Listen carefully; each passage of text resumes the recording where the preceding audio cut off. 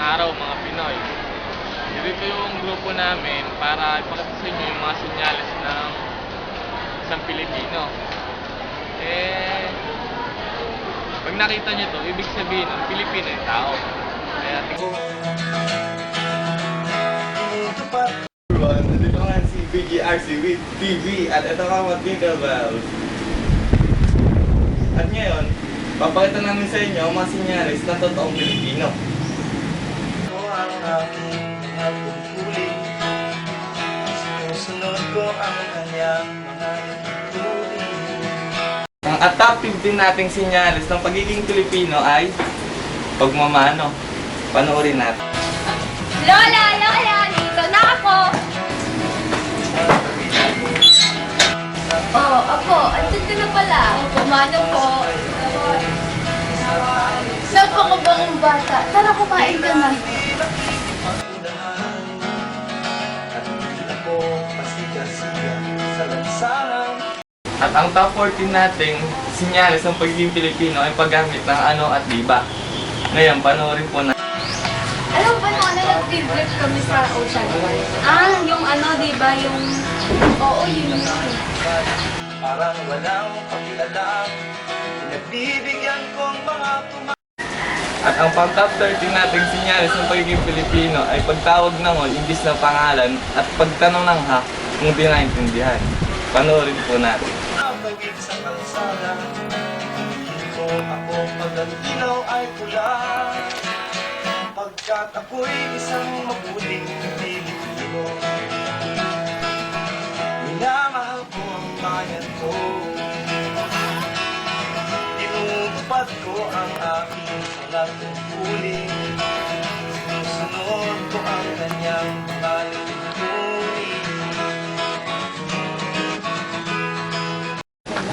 At ang pang top 12 nating sinyalis ng isang pagiging Pilipino ay pag pinuri ka ay sasabihin mong di naman kesa mag-thank you ka. Uy, siya! Ang ganda mo naman ngayon. Uy! Lamang ang tinatanggap kong binibigay. At ang pang top 11 nating sinyalis ng pagiging isang Pilipino ay pagpapaikot ng ballpen gamit ang kanyang daliri kapag ang magawa at pag may iniisip. Tingnan natin. Ako'y nakatayo doon mismo sa kanto at di nagtatago sa ilalim ng puno. Di ako nagkakala. At ang ating pang top 10 sinyalis ng pagiging Pilipino ay pag naglaba ka, magsasampay ka para matulog. Ng basura sa lansangan, di bumubuga ng puso ang aking sasakyan. Inaayos kong mga kalat sa basurahan. Inalagaan kong ating kapaligid. At ang top 9 natin sinyalis ng isang pagiging Pilipino ay pag-iwan ng kanilang panela sa harap ng pintuan bago sila pumasok. At hindi ito manto.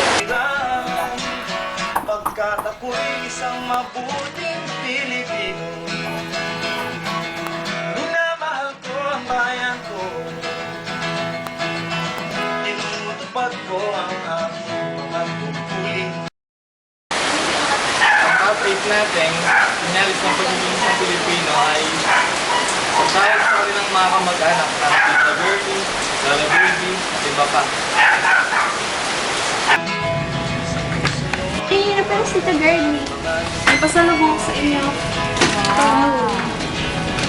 Gusto niyo? Thank you! Lahagis si Tati. Sa aral ay aking pinambubutihan. Di ako gumagamit ng bawal na At ang top 7 natin sinyalis ng pagiging isang Pilipino na pagtawag mo sa mga matatanda kahit di mo kadugo ng tita o tito. Panoorin niyo. Thank you po, Tita. Thank you po, Tita. Thank you po. Tara na. aking karangalan. Pagkat ito lamang. Ang pang top 6 nating sinyalis ng isang pagiging Pilipino ay yung may kilala kang paulit-ulit na pangalan katulad ng Potpot, Chichi, Dit. Tingnan nyo. Ang tanging kong kayamanan, di ko'y Oh, may bisita ka pala. pinabukasan. Ang puto ko'y Hindi ka nga pala. pinahalagahan. Ito nga pala si Dit. Pagkat ako'y Si Kiki. isang mabuting Si Pilipino. Potpot. Minamahal ko ang bayan ko. Ang top 5, sinyalis ng isang pagiging Pilipino ay magkakaroon ka ng Santo Niño's Run sa iyong bahay. Tingnan nyo. Tinutupad ko ang aking mga tungkulin. Sinusunod ko ang kanyang mga tungkulin. Oh, oh. Ang pumasok sa ating number 4, sinyalis ng pagiging Pilipino, ay pagturo ng nguso. Parang ganito. Ay, ka ba si, si Laris? Oo, kapadaan lang. Nagpunta dun. Pinapayagan. Tapat ang serbisyo ko sa mga Ang pang top 3, sinyalis ng pagiging isang Pilipino ay pagkain ng tinapay habang nasa o sa kape at kinakain ito. Tingnan nyo. mamayan. Di ko'y binubulsa ang pera ng bayan.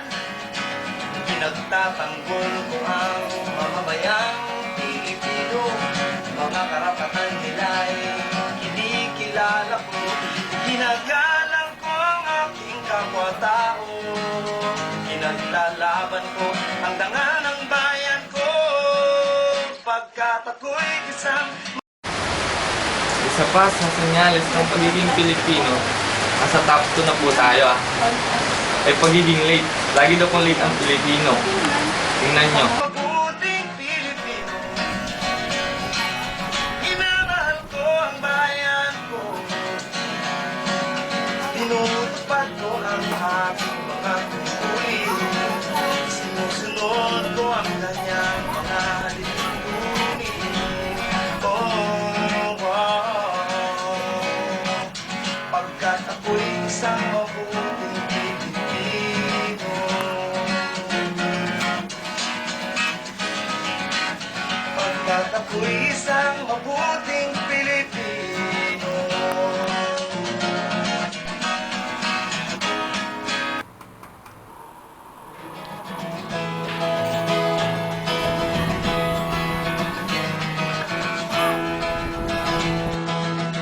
Ako'y isang mabuting Pilipino.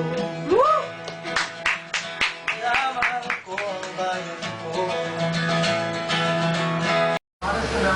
Dito na po tayo sa ating top 1 kung anong pagiging Pilipino. Kadalasan, makikita natin na Pilipino ay nagkakamay. Kaya ito po ang top 1 namin dahil ito ay madalas gawin ng Pilipino.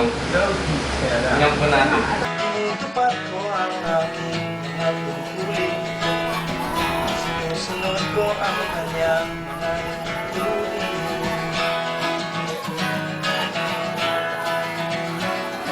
Tumatawid ako sa tamang lawin. Sumasakay ako sa tamang sakayan. Ako'y tila di nakikipag-unahan.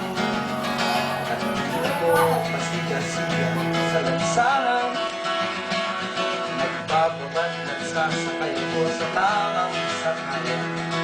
Di nakahambalang, parang walang pakialam. Uy, teka. Lola, dito na ako. Malay ko. Oh, andito ka na pala ako. Napaka-pumpa. At ang pang top At ang pang top 13 nating sinyalis ng pagiging banal. At ang pang At ang pang top 13 nating At ang top 13 natin ngayon ay ang top 13 natin ngayon. At ang pang Talaga ako. Ako'y nakatayo, isip ko saan ko at di nagtatago sa ilang ng gusto. Di ako nagdadala ng basura sa lansangan. Pinagmulan ulit niya ulit. Kaya Ito na si BDRC with BB. Ano tama ka ba? Ilalagaan ko ang ating kapaliran. Pagkat ako'y isang mabuting Pilipino na mahal ko ang bayan ko. Tinutupad ko ang aking mga tungkulin. Sinusunod ko ang kanyang mga tungkulin.